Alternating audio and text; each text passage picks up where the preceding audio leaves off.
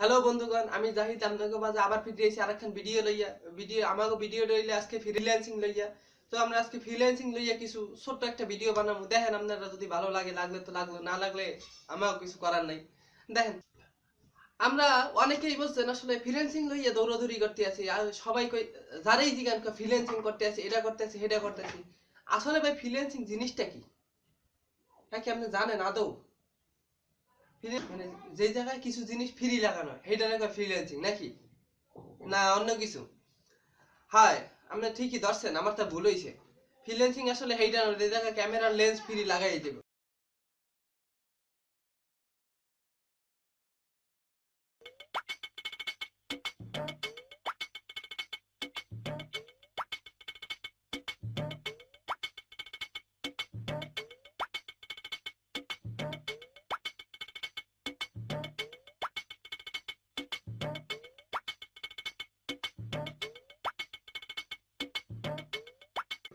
Freelancing হইলে এমন এক জিনিস যেই জায়গায় মনে করেন যে আপনি ঘরে বইয়ে কাম করতে পারবেন, বুঝলেন? ঘরে বইয়ে কাম করে টাকা ইনকাম করতে পারবেন।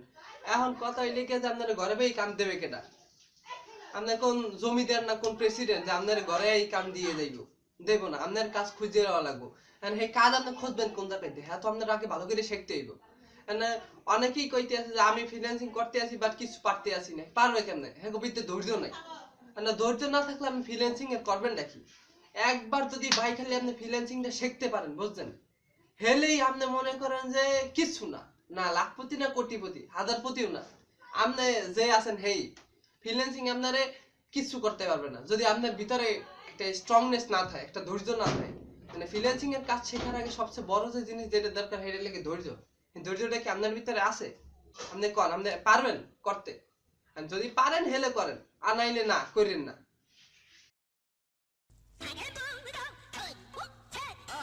Hey, hey. Ah, hey, hey.